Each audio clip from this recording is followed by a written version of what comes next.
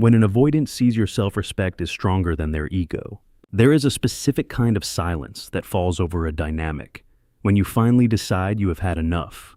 Not the loud, dramatic exit, not the tearful texts begging for closure. No. This is the silence of true, profound detachment.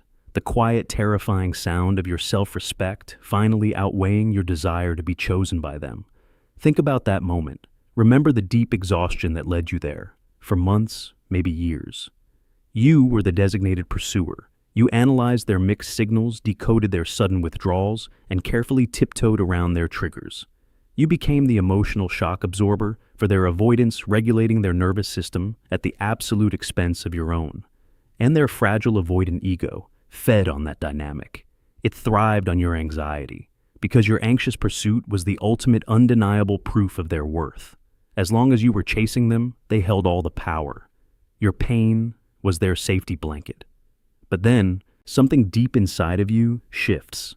A breaking point is reached. You stop. You pull your energy all the way back into your own body, not as a manipulation tactic. Not playing games to make them miss you. You stop, because you are fundamentally soul-crushingly exhausted. You look in the mirror, see the toll this has taken, and you finally make the radical choice to choose yourself. This is the exact moment the invisible tether snaps. When an avoidant partner subconsciously registers that your self-respect has become stronger than their ego, a psychological earthquake begins. At first, they will not show it. They might even feel a rush of phantom relief, thinking you are just throwing another quiet tantrum. They fully expect you to break, because historically, you always come back. But as the days pass and your silence remains absolute and unyielding, something beneath their conscious awareness shifts. Their nervous system detects a massive unfamiliar threat. The dynamic has entirely inverted. This is not a guide on how to get them back. We are moving far beyond that. This is a brutal look into the neurobiology and hidden trauma of the avoidant mind, when the one thing they relied on, your unconditional presence, is suddenly revoked. We will dissect the exact stages of their internal collapse, the dopamine crashes, the cortisol spikes, the frantic covert tactics they use to try and regain control. Because when your self-respect solidifies into an immovable wall, their ego has absolutely nothing left to feed on. Your silence forces a mirror in front of their face. They are left entirely alone with their own reflection. And for an avoidant, there is no void more agonizing than the empty space inside their own mind. You finally took back your power. Now, let's look at exactly what that power does to them. Before we can understand their reaction to your newfound self-respect, we must first dismantle the illusion of the avoidant ego. From the outside, it looks like impenetrable confidence. It looks like arrogance. It looks like a person who is so entirely self-sufficient, so fiercely independent, that they simply do not need you, or anyone. They project an aura of calm detachment. While you were spiraling, crying, sending long paragraphs trying to be understood. They were cool, logical, and maddeningly composed. But let me be brutally honest with you. That composure, it is a lie. It is not emotional maturity. It is emotional amputation. To understand the avoidant ego, we have to look inside the brain, specifically at a tiny almond-shaped structure deep within the temporal lobe, the amygdala. The amygdala is the brain's primitive alarm system. It is responsible for detecting threats and triggering the fight, flight, or freeze response. In a securely attached brain, emotional intimacy, vulnerability, and closeness trigger the release of oxytocin, the bonding hormone. The brain recognizes the closeness and says, "This is safe, this is home." But in the brain of someone with severe dismissive avoidant traits, the wiring is profoundly reversed. Because of early childhood conditioning, perhaps caregivers who were emotionally blank, overly critical, dismissing, or unpredictable, their developing brain learned a devastating survival lesson. The lesson was, this relying on others brings pain. Expressing a need brings rejection. Closeness is dangerous. Therefore, to survive, I must never need anyone. I must shut down my attachment system. So, their brain physically altered its pathways. When you attempt to get close, when you ask for basic reassurance, when you try to bridge the emotional gap, their amygdala does not register love. It registers a predator. It registers a profound existential threat to their autonomy and survival. Their nervous system goes into an immediate invisible state of hyperarousal. They are quite literally hijacked by their own neurobiology. And what does the brain do to protect itself from this perceived threat? It builds a fortress. This psychological fortress is exactly what you have been calling their ego. Their ego is not built on genuine grounded self-esteem. Genuine self-esteem is warm. It is flexible. It allows for vulnerability because it is not afraid of being broken.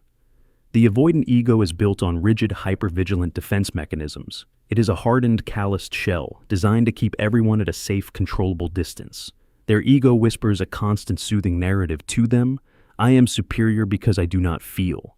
I am safe because I do not care. I am in absolute control because I am the one holding back. This is exactly why they look down on your anxiety. They viewed your emotional expressions as weakness, because feeling deep emotions is the very thing that terrifies them the most. Your constant pursuit, your willingness to tolerate their breadcrumbs, validated their false sense of superiority. It allowed their fragile ego to sit safely on its throne, watching you do all the emotional heavy lifting. But here is the catch. A fortress is only useful if there is an attack to defend against. A shield only feels powerful if someone is constantly striking it. What happens to a massive, heavily armed psychological fortress when the invading army simply packs up and walks away? What happens when you stop striking the shield? When your self-respect finally kicks in and you completely withdraw your energy, their ego is suddenly left standing in an empty field. There is no one left to push away. There is no one left to feel superior to. The external scaffolding that held up their entire identity begins to creak, because underneath that massive, arrogant ego is not a strong, independent adult. Underneath that armor is a deeply terrified, emotionally stunted inner child, desperately pretending they do not need the very love they are terrified to receive. And your sudden heavy silence is about to force them to look directly at that child. Let's talk about the exact chemical reaction that happens in the silence. We need to look closely at what your presence actually provided for them on a neurological level. You might think you were giving them love. You might think you were offering them intimacy, partnership, and a safe harbor. But to a highly avoidant brain, that is not how your energy was processed. To them, your constant pursuit, your endless patience, your desperate attempts to fix things acted as a very specific, highly potent drug. You were an endless, reliable, low-risk dopamine drip. Dopamine is not just the pleasure chemical. It is the molecule of anticipation, reward, and motivation. Every time you double-texted them, every time you asked to see them, every time you forgave them for pulling away and welcomed them back with open arms, their brain received a massive surge of dopamine. And here is the most twisted part of the avoidant dynamic. They got all the neurological rewards of being deeply loved and desired, without having to pay the emotional cost of actual vulnerability. They got the high of your attention, without the terrifying cortisol spike of having to commit or reciprocate. You were doing all the work. You were carrying the entire relationship on your back, and their ego was sitting comfortably feasting on the validation you were so desperately pouring into their lap. Every unread message of yours sitting in their inbox was a trophy. It told their subconscious mind, I am so important, I am so powerful. This person cannot live without me even when I give them nothing but breadcrumbs. But then, the catalyst happens. Your self-respect finally overrides your trauma bond. You stop. You pull the plug. You sever the invisible IV line that was feeding their ego. At first, their brain does not quite understand what has happened. The neural pathways are so accustomed to your eventual surrender. Based on all historical data, their brain expects that if they just wait a little longer, if they just stay silent a few more days, you will inevitably break. You will come rushing back, apologizing for being distant, offering them that sweet, familiar hit of validation. So, they wait. They sit on their couch. They look at their phone. They expect the notification. But tomorrow comes, and you are silent. Next week comes, and you are a ghost. You stop viewing their stories. You stop orbiting their social media. You stop being the reliable, predictable safety net that they can bounce their emotional dysfunction off of. And this is when the neurochemistry begins to crash. In neuroscience, there is a concept called a reward prediction error. When the brain anticipates a highly expected reward, like your desperate attention, and that reward is suddenly and completely withheld, dopamine levels do not just stay flat, they plummet. They drop far below baseline. This creates a sharp physiological sensation of emptiness, a sudden unexplained drop in mood, a creeping hollow ache in the center of their chest. The catalyst is not just that you left. The catalyst is that you took your energy with you. You stopped feeding the monster, without your anxiety to prop them up, without your constant pursuit to validate their worth. Their ego begins to starve. They are suddenly cut off from their primary source of emotional regulation. Because ironically, the person who claimed they needed absolute independence was entirely dependent on your pursuit to feel okay about themselves. Your silence has created a massive echoing dopamine crash in their brain. And as this chemical reality sets in, their defense mechanisms are about to shift gears. If you are waiting for them to immediately fall apart the second you walk away, I need you to brace yourself for a very brutal reality. That is not going to happen. In fact, the immediate aftermath of your departure looks entirely different from what you might expect. When you first enforce your self-respect and step into the silence, the avoidant partner enters stage 1. Psychologists call this deactivation, and the primary emotion they feel in this stage is not regret. It is not sadness. It is not a sudden crushing realization of your worth. It is relief. A massive sweeping wave of phantom relief. To understand why this happens, we have to look back at their nervous system. Remember the amygdala, the alarm bell that was constantly triggered by your need for closeness when you finally stop texting, when you stop asking for reassurance, when you remove the pressure of the relationship. That alarm bell suddenly stops ringing. The perceived threat has been eliminated. Their nervous system, which was constantly bracing for the heavy, suffocating demand of emotional intimacy, finally powers down. The pressure is off. The expectations are gone. They can finally breathe. To them, this feels like profound peace. But it is not peace. It is merely the absence of a trigger. It is emotional numbness masquerading as freedom. During this deactivation phase, their ego is doing a victory lap. Their conscious mind is working overtime to rewrite the narrative and justify the distance. They will tell themselves exactly what they need to hear to stay safe. They were just too needy. I cannot handle all that drama. I just need to focus on myself right now. I am so much better off alone. This is the ego building a reinforced concrete wall around their fragility. They are entirely convinced that they have made the right choice, and their behavior during stage 1 will absolutely break your heart. If you do not understand the science behind it, while you are sitting in the dark crying, battling severe withdrawal symptoms, questioning your reality, and grieving the loss of the connection, they look perfectly fine. They might dive headfirst into work. They might suddenly pick up new hobbies. They might go out with friends, post smiling pictures on social media, or spend 8 hours a day playing video games. They look like a person who is entirely unbothered, because in this specific moment, they are. Deactivation strategies are incredibly effective in the short term. Their brain literally suppresses attachment needs. It pushes the memories of your warmth, your care, and your value deep down into the subconscious, locking them away in a vault. They are living in a synthetic temporary high of independence. But I want you to pay very close attention to the word temporary. This relief is a phantom. It is a ghost. It is not built on resolving their core wounds. It is built on avoiding them. And avoidance is a psychological debt that always comes with a brutal interest rate. Their deactivation relies on one crucial unspoken assumption. Deep down beneath the arrogance and the silence, they still believe you are waiting for them. Their ego assumes that this is just a phase. They assume that whenever they are ready, whenever they feel like tossing a breadcrumb your way, you will eagerly pick it up. Your historical behavior has taught them that your boundaries are flexible, that your self-respect will eventually cave to your anxiety. But this time, things are different. This time, your self-respect is not a manipulation tactic. It is a permanent eviction notice. And as the days turn into weeks, as the silence stretches far beyond their anticipated timeline, the deactivation strategies begin to fail. The phantom relief starts to evaporate. Because a fortress is incredibly cold and empty when absolutely no one is trying to get inside, the vault holding their repressed emotions begins to crack, and that is when the avoidant mind shifts, terrifyingly, into stage 2. The phantom relief does not last forever. It cannot. Human neurobiology simply is not designed to suppress the human attachment system indefinitely. Weeks pass, sometimes even months. For the anxiously attached person or the empath, the end of a relationship is a localized, immediate explosion. You feel all the pain up front. You cry until you cannot breathe. You process the grief, you analyze every detail, and slowly, painfully, you begin to rebuild your baseline, you heal.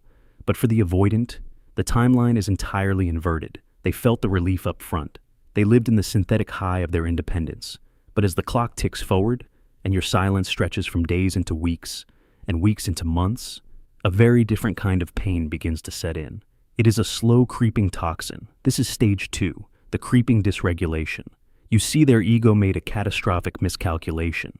When they walked away, or when they pushed you to the point of walking away, their subconscious mind made a bet. It bet everything on the historical data of your past behavior. It assumed your self-respect was temporary. It assumed your boundaries were just a phase of anger. They truly believed that you would eventually break the silence, that you would reach out, that you would offer them the validation they need to feel powerful again. But you did not. Your self-respect stood firm. Your silence remained absolute. And suddenly, the data in their brain is no longer matching their arrogant hypothesis. The realization hits them not as a conscious thought, but as a physical sensation. They look at their phone. Nothing. They check your social media. You are living your life. You are moving forward.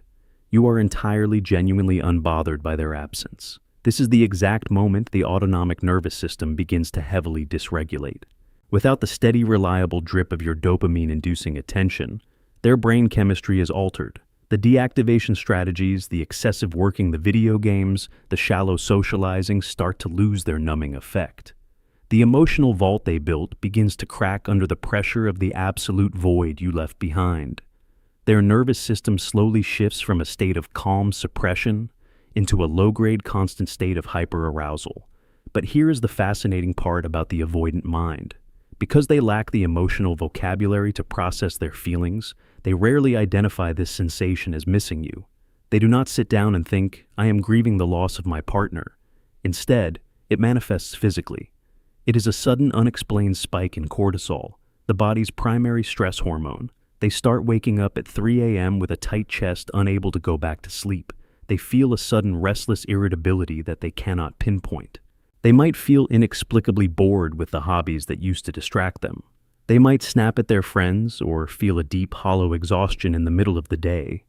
Their body is physically searching for the emotional regulator it lost. It is searching for you. They are experiencing emotional withdrawal. The power dynamic has completely, permanently shifted. The very thing their ego relied on, your unconditional availability, has been erased. Their ego is suddenly starved, panicked, and suffocating in the vacuum of your silence. They are losing control, not just of you, but of themselves. And as the dysregulation peaks, they are forced to confront a terrifying reality. They are not as independent as they thought they were. They are not as emotionally bulletproof as their ego desperately claimed. But is this pain actually about losing you? Or is it something much darker? Are they mourning the beautiful connection you shared? Or are they simply terrified of the mirror you just held up to their face? When the dysregulation hits, when the cortisol spikes and they are staring at the ceiling at 3 a.m., a very specific kind of psychological warfare begins inside their mind. You might be tempted to think, finally, they are missing me. They realize my value. They are heartbroken over losing the connection. But we have to be brutally honest here. We have to separate the romantic fantasy from the neurological reality. Are they missing you? The beautiful, complex, soulful human being that you are? Or are they panicking over the massive gaping void where their emotional regulator used to be? To understand their pain, we have to split it into two distinct layers, the ego injury and the core abandonment wound. Let's look at the ego injury first. The avoidant ego is built entirely on the illusion of absolute control. In the dynamic you shared, they held the power simply because they restricted their effort. They dictated the terms. When you were chasing them, they were the prize resting safely on a pedestal. Your anxiety was the currency that bought their confidence. But when your self-respect activated, when you stepped off the emotional roller coaster and silently walked away, you didn't just leave the relationship. You dethroned them. You took the pedestal with you. This is an acute, devastating blow to a fragile ego. The sudden realization that they are no longer the center of your universe, the realization that your world did not stop spinning when they withdrew, is deeply humiliating to their conscious mind. They lost the game they thought they were rigging. Their sense of superiority shatters. But the ego injury is just the surface. It is the shallow cut. If we dig deeper, beneath the arrogance, beneath the silent treatment, beneath the cold, untouchable exterior, we hit the nerve center of their entire psychological structure, the core abandonment wound. You see, the dismissive avoidant does not actually believe they are inherently worthy of unconditional love. I know their outward behavior says the exact opposite, but their behavior is a very elaborate, very heavy mask. Deep down, rooted in their earliest childhood programming, is a terrifying core belief. I am fundamentally defective. I am unlovable. And eventually, when they see the real me, everyone will leave. They push people away to beat them to the punch. They abandon you emotionally, so you cannot abandon them completely. It is a preemptive strike, a twisted survival tactic. They fully expected you to stay hooked. They expected you to keep fighting for them, to keep double texting, to keep absorbing their disrespect, because your pursuit was the only thing proving to them that they were in fact lovable despite their severe limitations. But your permanent self-respecting silence accidentally validates their darkest, most agonizing fear. Your quiet absence whispers directly to their subconscious, "You were right. You are not enough." Even the person who loved you the most, the person with infinite patience, finally saw how empty you are, and they walked away. This is no longer just a breakup to them. This is an existential crisis. The very wound they spent their entire life building a fortress to protect has just been ripped wide open. Not by your anger, not by your begging, not by a dramatic fight. It was ripped open by your quiet, dignified, absolute departure. They are bleeding out emotionally, and they have absolutely no idea how to stop it, because the only person who ever knew how to soothe them, the only person whose nervous system they used to regulate their own, is gone. And they know deep in their bones that it was their own hands that pushed you out the door. So, what does a collapsing ego do when it is suddenly cornered by its own trauma? It gets desperate. It starts looking for a backdoor into your life. When a psychological structure as rigid as the avoidant ego begins to collapse under the weight of your silence, it does not surrender gracefully. It does not suddenly achieve a state of enlightened self-awareness. It does not immediately draft a sincere, accountable apology and offer you the emotional depth you spent years begging for. Instead, it goes into survival mode. Remember, their brain is currently starving for the dopamine your attention used to provide, while simultaneously being terrified of the vulnerability required to actually get you back. Their nervous system is trapped in a brutal tug of war. The abandonment wound is screaming for connection, but the amygdala is still screaming that connection is a trap. So their subconscious mind engineers a compromise, a low-risk, high-reward strategy designed to test the perimeter of your self-respect without exposing their own fragility. Psychologists call this testing the fence. You probably know it by a different name, breadcrumbing. Suddenly out of nowhere, your phone lights up. It is a completely random, incredibly low-effort message. Maybe it is a meme. Maybe it is a link to an article. Maybe it is a seemingly innocent question about something they could have easily Googled themselves.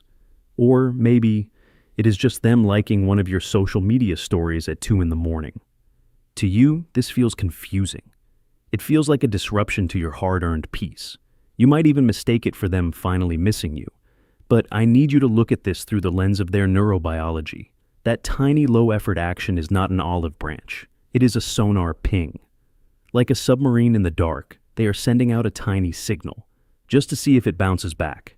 Why keep it so low effort? Because of a psychological concept called plausible deniability. If they send you a meme and you ignore it, their ego is protected. They can tell themselves, well, I didn't actually say I missed them, I just sent a funny picture. It is no big deal. The rejection is minimal, but if you respond, even if you respond with anger, even if you respond just to tell them to leave you alone, bingo, the sonar ping bounced back. The connection is still live. In that exact fraction of a second, their brain gets the massive hit of dopamine it has been starving for. Your response, regardless of the tone, proves to their ego that they still have access to you. It proves that they still exist in your mind. It momentarily soothes their abandonment wound without requiring them to offer you a single ounce of real emotional intimacy. If the breadcrumbs do not work, they might escalate to tactic number 2, the illusion of apathy. This is when they become hyper-visible online. Suddenly they are posting more than they ever have. They look thrilled. They are going out traveling, projecting an image of absolute untouchable freedom. Do not let this break you. This is highly curated bait.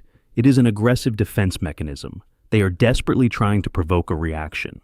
They want you to feel insecure. They want you to break your silence to ask them how they could move on so quickly.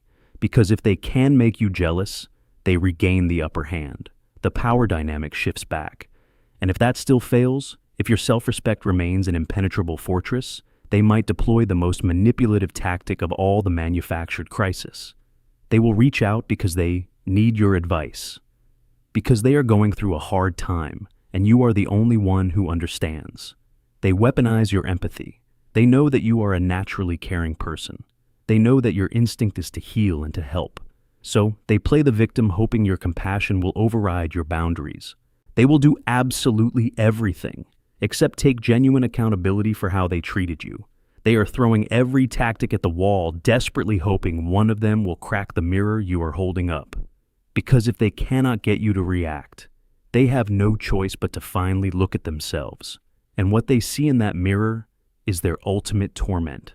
So the breadcrumbs are left on red. The manufactured crises are met with absolute deafening silence. The bait is ignored. Your boundaries hold. What happens inside the avoidant mind when their final desperate tactic fails? This is where we enter the darkest phase of their psychological unraveling. This is the mirror effect. For the entirety of your relationship, your anxiety served a very specific purpose for them. It was a highly effective distraction. It was a loud, chaotic noise that kept them from having to listen to their own internal monologue. As long as they could point at your emotional reactions, as long as they could label you as too much, too needy, or too demanding, they never had to look at how devastatingly little they were actually offering. Your reactions were the perfect scapegoat for their dysfunction, but your newfound self-respect removes that distraction completely. You packed up your energy and you took the noise away. And in that sudden heavy quiet, a very specific network in their brain powers on.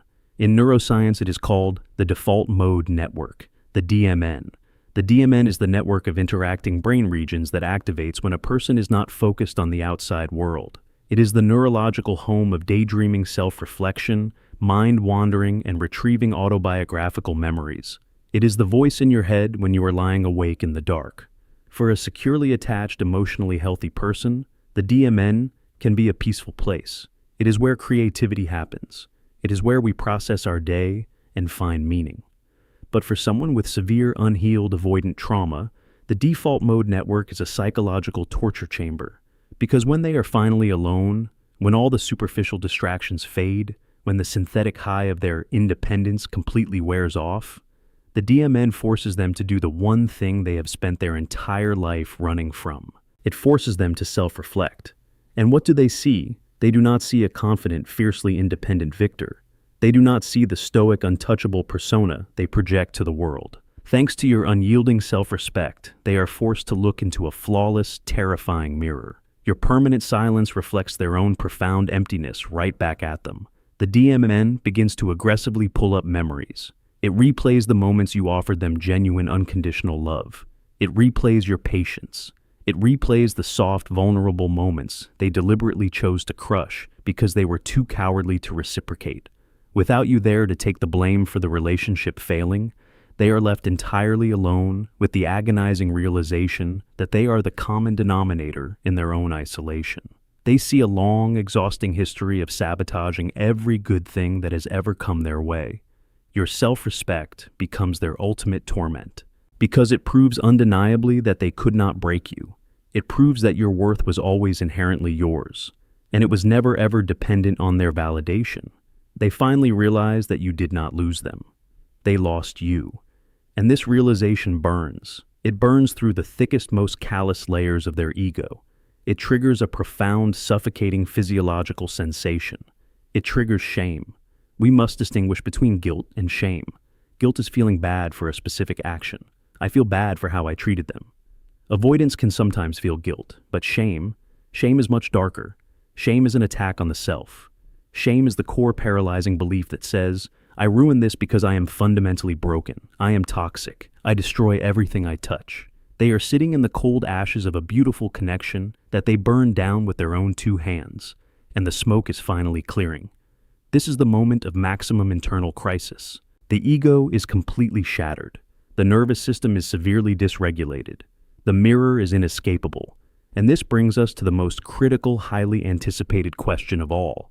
The question you have probably asked yourself 1,000 times while healing. When they hit this absolute rock bottom, when the psychological torment becomes too much to bear, does it actually trigger an awakening? Will this pain finally make them change? This brings us to the most dangerous crossroads of the entire dynamic. The question that has kept you awake on your hardest nights. The hope that you have secretly held on to, even as you enforced your boundaries.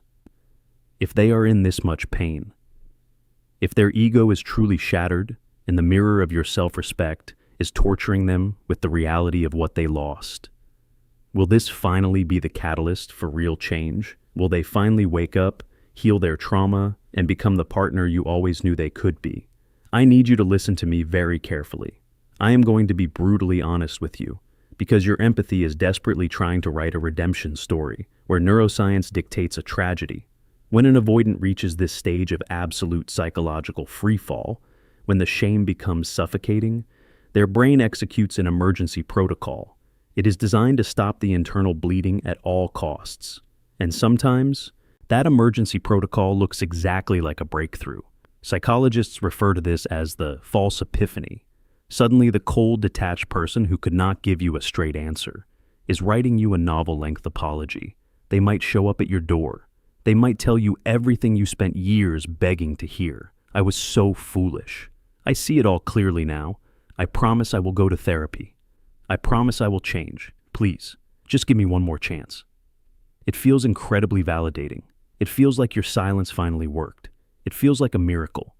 But we have to look closely at the mechanics of the brain in this exact moment. Are you witnessing true neuroplasticity? Is their brain fundamentally rewiring its deep-seated attachment trauma?